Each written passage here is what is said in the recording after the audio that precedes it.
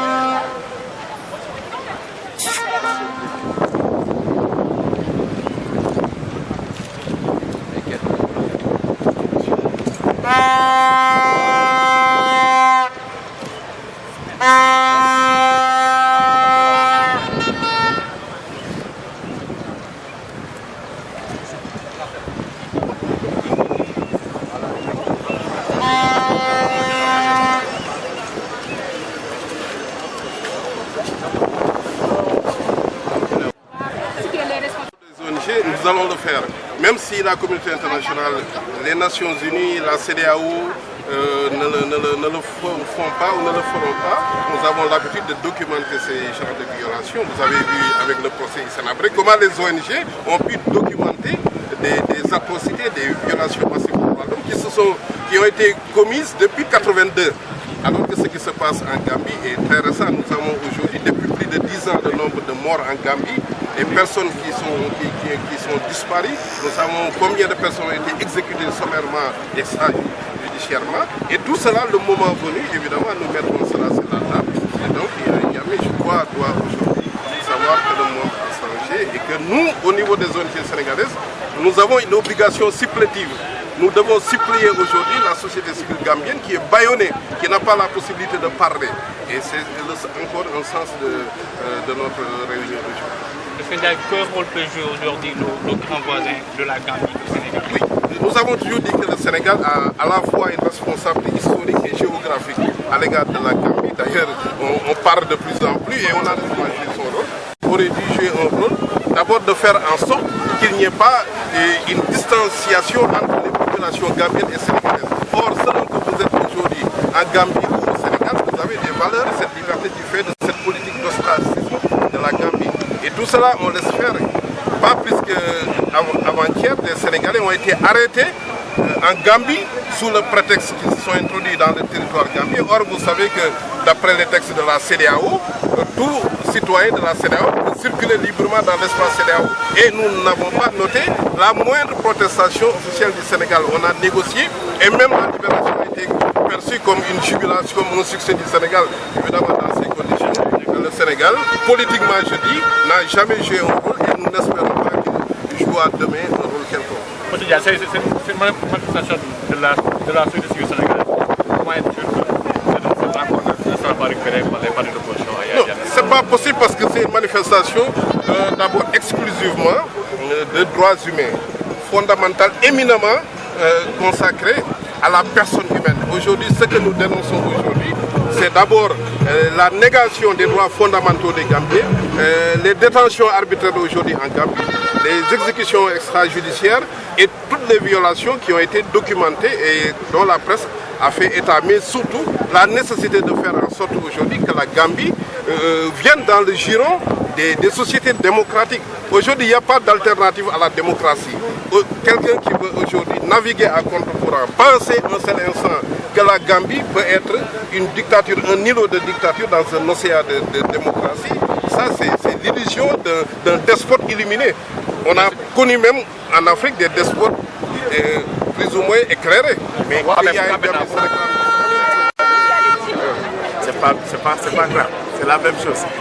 Donc nous sommes là en tant que peuple de la CEDEAO pour dire que nous sommes Gambiens. Nous sommes Gambiens.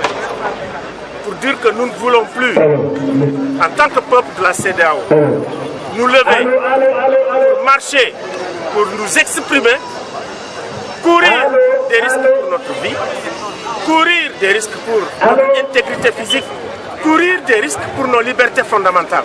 Est-ce que vous Nous voulons que ça cesse, c'est pour ça que nous sommes venus là, Gambiens, Sénégalais et d'autres peuples de la CEDEAO pour dire non à la torture, pour dire que ça suffit et que désormais on n'acceptera pas dans l'espace de la CEDEAO qu'on viole impunément quand même les violations des droits de l'homme.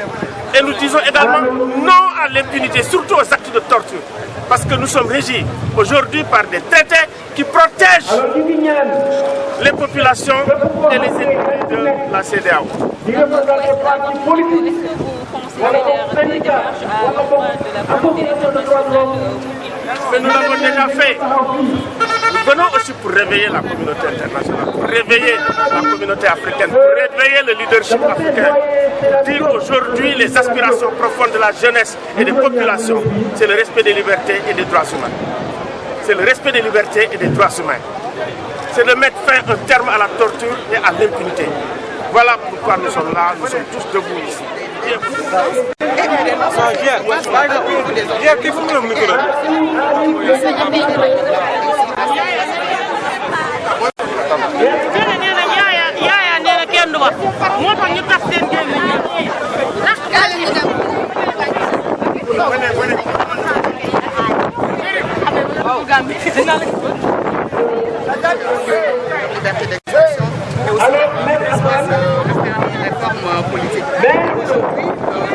Le chef de l'opposition a été arrêté et à ce jour, il est toujours en prison avec ses militants. 4 personnes sont portées disparues. À ce jour, personne ne connaît leur sort et ça nous inquiète vraiment. Et nous voulons que ça cesse avant qu'il ne soit trop tard. La diaspora gambienne, nous voulions vous remercier d'être venus rapidement.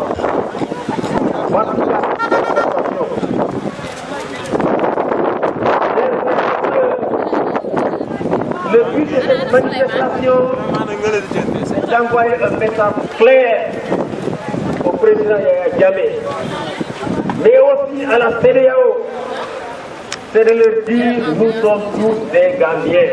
Dites-le fort, nous sommes tous, on ne peut pas nous pousser les oreilles, on ne peut pas fermer nos yeux face à la violence qui a commencé et qui risque de continuer. Les élections en Gambie c'est au mois de décembre. Et les protestations légitimes de l'opposition pour que la réforme électorale puisse continuer. C'est une aspiration légitime du peuple gambien d'avoir des élections libres, démocratiques. La CEDEAO elle-même a dit en 2011 que les élections en Gambie n'étaient pas libres, démocratiques et transparentes. La CEDEAO a boycotté ces élections et n'est pas partie les observer. Alors pourquoi est-ce que pourquoi Macky Sall, président de la CEDEAO, se tait, ne dit rien, n'élève pas la voix pour condamner ce massacre, cette répression barbare? Pourquoi la CEDEAO se tait? Eh bien, nous ne nous taisons pas. Et nous sommes là aujourd'hui pour dire stop à Yaya Jammeh.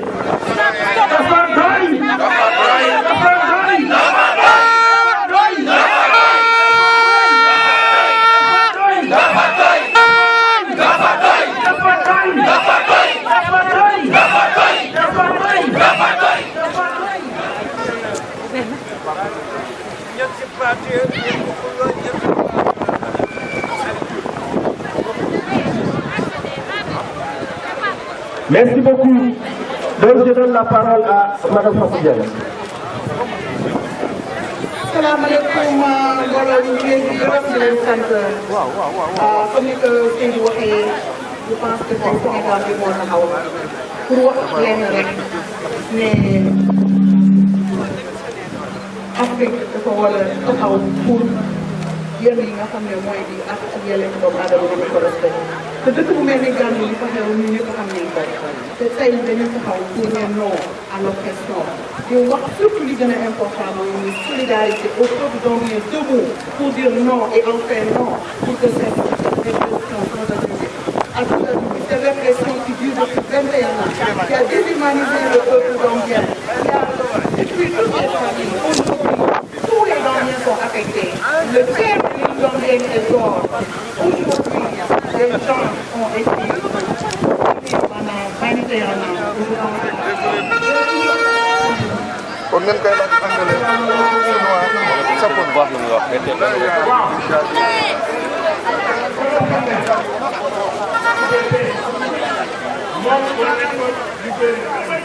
gisuñu ko.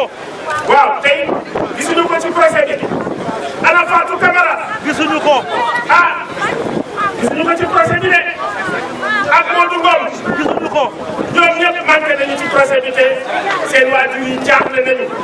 mënuñu leen a gis mënuñu leen teg bët te lenn rek moo tax kenn dox nit ñi dañu bëgg am ay élections yu leer li ñu fi dajale nag fii ñun nous sommes des Gambiens, nous sommes des Sénégalais, nous sommes des West Africains. maanaam solidarité West Afrique pour ñu ne bëggatuñu fii ci espace Afrique de l'Ouest nga am sa xalaat di ko ñaxtu kenn sa bakkan des ci wala dina ci door ba ngay tee wala dina ci tëj dafa xewi. loolu dafa war a doy. enough is enough. dafa doy. ñu ne. ñii ñu jàpp mu ñoom maître Dabo. ak ñu doon manifester. nañ leen a bàyyi léegi tey. nañu gën a ñoom ñëpp. wala ñoom kenn ci criminaliser acte d'opposition loolu la. régime bi c'est un régime de terreur. c'est un régime de tyrannie. pour nga jël sa askan noot ko toog ci bakkanam ni day dem fii ci biir Afrique dafa war a jeex. loolu moo tax ñu ñëw fii pour def ko ba pare nag ñu torture dañ ko war a génne. CEDEAO dañu war a jël benn disposition bu claire ñu torture waratul am ci biir espace CEDEAO waratul am ci biir Afrique. liberté fondamentale yi dañu war a ñëw def ko CEDEAO dañu war a déplacé dem Banjul toog wax ak Yaya Jammeh toog wax ak opposition bi ñu seet nan la ñu jàpp nga xam ne ñu am ay élection yu leer comme ni ñu koy defee ci yeneen dëkk yi loolu la doon lay di xaar waaye communiqué rek d'accord gis nañ ko baax na ñu ngi ñaax turam ñoom ils sont inquiets waaye loolu doy nañ dem fexe ba nga xam ne élection décembre day am ci yoon ki ñu éli la ñu xam ne yow la ñu ànd ak yow ñu wàcce la waaye du ñu toog ba élection yi naan ñu demul ñu xool ñu demul ñu observé ndax affaire yi leer nañu dem seet ne affaire yi leer élection yu leer am nañu dem génne manifestant yi nga xam ne yëpp tëj nañ leen parce que loolu moo leen war loolu moo nekk ci protocole additionnel CEDEAO loolu moo nekk charte africaine des droits de l'homme et des peuples ñoo ko moom suñu yëf la leen ko respecté. dama ñëwaat rek képp ku baax na nga may leen 2 minutes parce que ñi fi nekk ñoo bëri te ñëpp seen wax dama jox d'abord la parole parce que mbir mi c'est d'abord le Sénégal qui exprime sa solidarité au peuple gambien. kon docteur. asalaamaaleykum. maaleykum salaam. maaleykum salaam Fadel. tey di suba dama demoon ci benn émission ñu laaj ma ne ma waaw loolu xalaat ci problème yi am entre Sénégal ak Gambie ma ne leen Sénégal ak Gambie amuñu problème. du musa am problème. réewu Sénégal amul problème ak réewu Gambie. Gambien yi amul problème ak sénégalais yi. non pas problème. wante Yaya Jammeh moo am problème ak sénégalais yi ak Gambien yi. ak Africa. ak africain yëpp. doomi haram la. tey jii dañu ñëw di solidaire ak peuple gambien bi nga xam ne ñu ngi leen di rey ñi ci gën a fës muy solo seen nekk ñun bu ñu deful nii ëllëg histoire dina nañu non assistance à un peuple en danger. et ci non assistance à un peuple en danger moom la ñuy interpeller les chefs d'État africains, la CEDEAO et en premier son président actuel monsieur Macky Sall. te comme que suñu député bi ngi fiy toog Moustapha Diakhaté ñu ngi leen ci interpeller directement. est-ce que Sénégal am na droit di bàyyi peuple gambien ñu leen noot leen teg fi ne te du leen assister. est-ce que Sénégal am na droit di continuer di bàyyi une bonne partie de nos ressources bois fële ci Casamance tey ñu di ko dagg moyennant ñett bant benn Jakarta di organiser trafic à partir de la Gambie Sénégal noppi. est-ce que am nañ ci droit. est-ce que Sénégal am na droit di bàyyi Gambie nekk si biir boo bëggee dem biir Casamance ñu def enclavement de la Casamance du Gambie de Yaya Jammeh ko tontu la. est-ce que Sénégal am na droit boobu continuer ko est-ce que Sénégal am na droit continuer Sénégal Gambien nga xam ne ku am fii bàjjen am nga fële tànta boo duggee biir Gambie da ngay fay pour am fa permis de séjour en tant que fan la ndax am nañ droit continuer di scandale bàyyi boobu moo waral Yaya Jammeh am fitu di dal ci suñu kaw su ma nee suñu kaw mooy ñun Sénégalais yi ak Gambien yi parce que benn askan lañ donc Sénégal daf njëkk a am responsabilité CEDEAO am ci responsabilité doyen Alioune Tine wax na ko léegi mais surtout ñun parce que suñuy mbokk suñuy papa suñuy yaay dañuy rey te amuñu droit kon nañ leen seetaan ëllëg histoire dinañu condamné comme non-assistance à un peuple en danger te duñu ko nangu ñun peuple sénégalais wane nañ suñu taxawaay c'est autour de nos états wane seen taxawaay ñu ànd doon benn pour ñu régler ce problème de la Gambie pour ñu régler ce problème simplement de Yaya Jammeh parce que on a regardé. Asalaamaaleykum. Waaleykum salaam. yéen ñëpp maa ngi leen di nuyu yàlla di leen turam ak santam.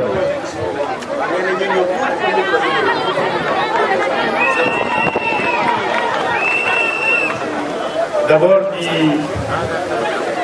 gërëm ñi nga xam ne ñoo organisé lii gërëm yi nag ma jiital ci Barak sama xarit sama frère mon grand frère Alioune Tine ak sama jigéen madame Diagne di ñaawlu di naqarlu naq bi nga xam ne peuple Gambie ñu koy dund ci nguuru Yaya Jammeh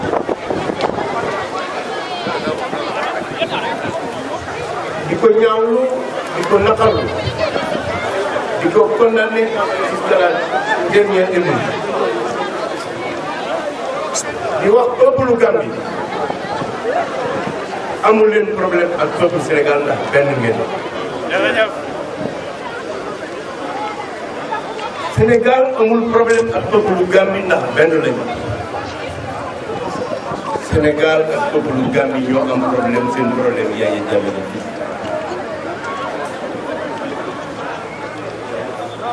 am na sànq lu Fadel laaj li Sénégal sañul mooy seetaan benn yoon bëtub doomu Gambie di xaw te ñëwul bindul ko loolu la Sénégal sañul moo ko droit ndax deret yi daw ci Gambie mooy nekk Sénégal may sàkku CEDEAO Union africaine ñu wax Yaya Jammeh mu dëppoo ak la charte africaine des droits de l'homme benn ñaar di wax waa peuple Gambie ne le combat qu'il mène pour la démocratie il aura toujours le peuple sénégalais à ses côtés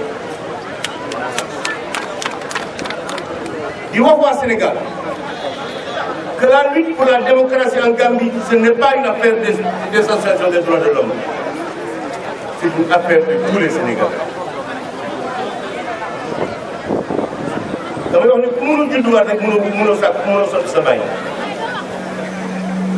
ku mënul judduwaat mënoo soppi sa baay mënoo soppi sa Sénégal ak Gambie yàlla moo ko bindee noonu ba faaw noonu lay demee. kon Aliou Gassama sama jigéen Diagne dafa jot sëkk nag que soit résolu la question Yaya Jammeh. C'est mon point de vue, ce que je dis. Le président Yaya Jammeh, sinon le tyran Yaya Jammeh, ne peut plus faire partie de l'avenir de la Gambie. Son départ historique, il faut se battre pour l'obtenir. Merci. jërëjëf honorable kaddu yi rafet na. jërëjëf ñu fi ñëw yëpp man ma am lu bari parce que symboliquement ñuy réunir fii ci kanami obélisque bu Sénégal ci avion bi nga xam ne chaque année Sénégal fii lay fêté indépendance am woon na ban état ban niveau la Sénégalais yi di xalaat ci affaire yi jàmm tey du ma répété li madame Diagne wax li Gassama wax ak li Alioune Tine wax ñii ak Fadel Barro ñii ñëpp liggéey nañoo ak ñoom li ma wax rek ne tey ñu nekk Gambie yëpp dinañ kontaan because lii dafa mel ni benn page moo tourné te wane na tam ne kersa buñ jox Yaya Jammeh mérité wu ko Yaya Jammeh mérité wu ñu expulsé benn Gambien du Sénégal di leen tax ñu ngi ñaan autorité yi ñu delloo fi si Yaya pour wax leen ne Yaya Jammeh signifié wu dara léegi nag comme que am na ñu bëri ma ne leen gën leen symbolisme bi la xew nekk tey ñu ngi ci kanam yi communiste bi di ci kanam Sénégal ñëpp a ngi gis lii te xam nañu ne Sénégal dinañu dimbale pour buñ dellu gannaaw te Yaya Jammeh du nekk benn facteur de politique ci Gambie parce que demam rek moom mooy nekk commencement consolidation yi Sénégal bi ñu mun a gàttal ci 50 ans de perdu comme yi dinañ leen construire dinañ construire dinañ échanger sur l'agriculture sur l'éducation sur l'industrialisation pour que Sénégal et la Gambie en devenant la Sénégambie mun a joxe exemple à la CEDEAO peuple Gambie nañu xam ni sénégalais sénégalaises yëpp tey seen xol jeex na ndax ñun ak Gambie suñu maam yi ñoo bokk ndey ak baay kon boog tey ñun ak yéen ñoo bokk ndey ak baay lañu gis Gambie naqari nañu suñuy frère ak suñuy sœur lañu rey ñu ne Yaya Jammeh loolu xewatul dafa xewi kenn amul droit faat nit kenn amul droit dóor nit ndax dafa bëgg démocratie loolu c'est un minimum nee nañ ko nag la arrêté que ça soit la dernière fois et que lii xew nii dañu bëgg ay enquête am man CEDEAO anamu Union africaine anamu waaye mais nañu yëngatu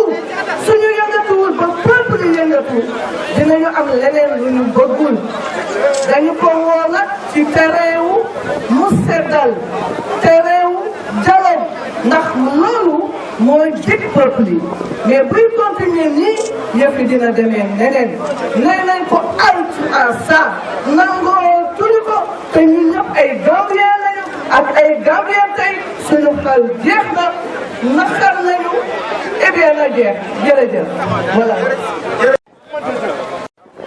jërëjëf Gassama maa ngi nuyu mbokku Afrique ak dégloo waay ji nekk ci gannaaw waay ndax sama teewaayu fii teewaayu panafricaniste la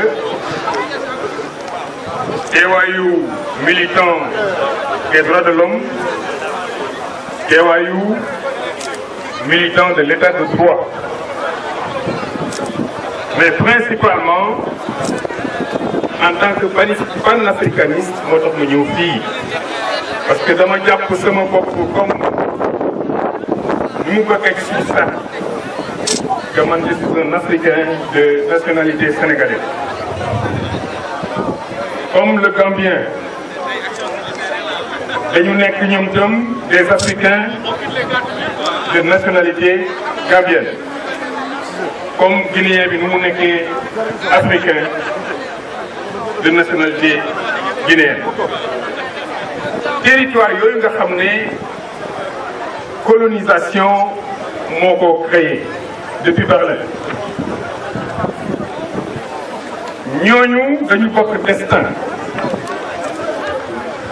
dañu bokk lu ñu war a xeex mooy liberté d'abord ensuite ak yelleef moom lañ tuddee ay droit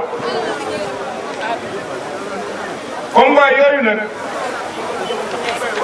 bu mun a nekk pour mu am efficacité dafay nekk combat boo xam ne dafay nekk transfrontalier maanaam dafay jéggi ay frontières pour mun a am une efficacité parce que peuple yi ñoo koy porté parce que quand même constaté ngeen ko les différents syndicats des chefs d'État que ce soit l'Union africaine l'OUA d'abord l'Union africaine ensuite la CEDEAO wane nañ seen limite ne à chaque fois que le destin des dirigeants est en jeu soit ñu waaf wala ñu ngi xaar la communauté internationale entre guillemets maanaam leur maître de l'Occident pour mun a agir à côté de leurs frères. Je suis sûr que si Hollande avait fait une déclaration pour demander à ce que les chefs d'État de l'Afrique de l'Ouest mobilisent ses troupes pour faire face à la tyrannie en Gambie, le lendemain ngeen xool léegi soldats yi militaires yi sol seen i jaaj yi dem Banjul. Loolu moo jar a dénoncer. Le combat ne sera jamais vaincu, ne sera jamais gagné si nous pensons que c'est une affaire gambio-gambienne. Parce que j'estime que ce qui se passe en Gambie n'est pas un cas isolé. La gravité est peut-être aujourd'hui arrivée à son paroxysme et comme on le dit, les crises se résolvent à leur paroxysme. La crise gambienne est arrivée ci Mboudakhtal. Le peuple gambien est déterminé à prendre en charge son destin en se battant, en luttant. C'est dommage qu'ils ont en face quelqu'un qui n'a pas de respect pour les droits de l'homme, quelqu'un qui n'a pas de respect pour la vie humaine. Il faut le dénoncer, mais aussi il faut apporter une solidarité active. Il ne s'agit pas simplement de faire des discours, il s'agit aussi de faire une pression sur nos différents chefs d'État, que ce soit ici à Dakar, que ce soit à Nouakchott, que ce soit en Guinée, que ce soit à Monrovia, au Mali, pour que ce qui se passe dans notre enclave cesse. C'est ça la démarche. De toutes les façons, c'est des actes qui sont condamnables. Et je les condamne avec la plus grande fermeté. Mais je voudrais davantage en profiter pour lancer un message au peuple africain debout. Ce qui se passe en Gambie ne doit plus se répéter. Mais pour que cela cesse, il faut que partout, à Dakar, au Mali, que les chefs d'État comprennent que les peuples ont la liberté et le droit de pouvoir manifester leur mécontentement par rapport à leur gouvernance démocratique. Ce n'est pas parce qu'aujourd'hui au Sénégal, on a la possibilité, aujourd'hui je le dis très bien, de venir ici à l'Obélisque manifester pour dire non à ce qui se passe à la Gambie, que pour autant les Sénégalais sont satisfaits de la manière dont la démocratie fonctionne ici dans ce pays. Dorénavant, ce peuple, ce grand peuple, ce vaillant peuple africain de l'Ouest doit comprendre qu'il a un challenge. C'est de libérer nos territoires de la tyrannie pour l'installer ou les installer définitivement dans la démocratie, dans l'état de droit, pour que vive la République, mais surtout pour que le développement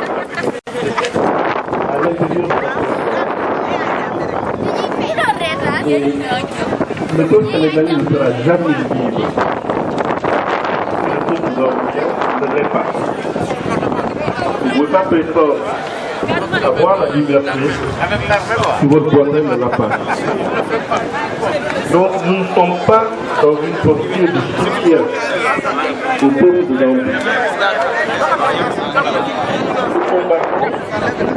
Nous combattons côte à côte avec le peuple de Gambie. Il n'y a pas de mobilisation. dafa rafetlu ñun nangu loolu noonu ñu jàmm ñu ne ku jooy ku jooy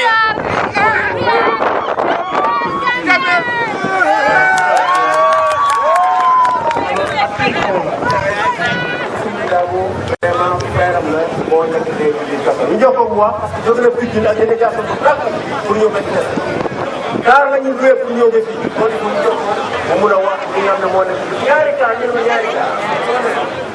asalaamaaleykum maa ngi leen di nuyu yéen ñëpp seen tur ak seen sant di wax ba ma gërëmee yàlla ak yeneen bi yéen ñëpp dama leen di ñaan ku nekk na nga ñaan Yaya Jammeh bàyyi suñu mag bi mu téye si kaso bi ak suñu doom yi ñoom ñëpp ñu ngi leen téye jàpp na góor ñi jàpp jigéen ñi ñii jógee vacance jógee Amérique ñëw seet seen papa ñëpp la jàpp jigéen ñi xamuñu fu ñu nekk ñuy wax képp ku wax asadu laa ilaaha illallah asadu anna Muhammadu rasulullah nga ñëw jàppale ñu ci xeex bi ndax xeex bi ñoom nañu lool ndax suñu ay doom ak suñu ay mag lañu téye ci kaso ñenn ñi ñu ngi leen def lu dul noonu ñenn ñi door nañ leen ñenn ñi ñu ngi leen yóbbu kanil laay liñ laay war a suuli képp koy wax laa ilaaha illallah woo nañ la si lii ndaxte buubu jaam gi dafa war a dagg te nii ngeen def moom rek lañ mën a def pour moom suñu bopp dëkk yëpp dañoo am seen liberté Gambie doo nooyi doo sëkk ñi ngi leen di ñaan daal ngir yàlla ak yeneen bi loo yàgg góor la juddoom baax na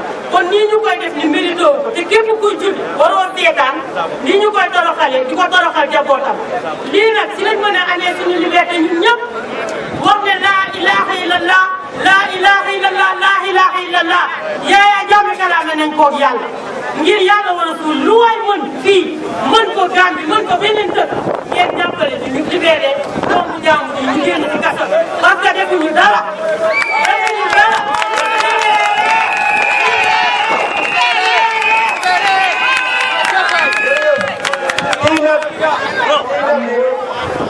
mooy rapport boo xam ne moo ko njëkk a ñeme génne ci biir Gambie te nekk ci biir Gambie génne benn single boo xam ne wax na ci loo xam ne daa mel ni lii mooy dugg kër gi rek bu Gambie kon ci laa si jox la part dëgg leen ko waay. asalaamaaleykum.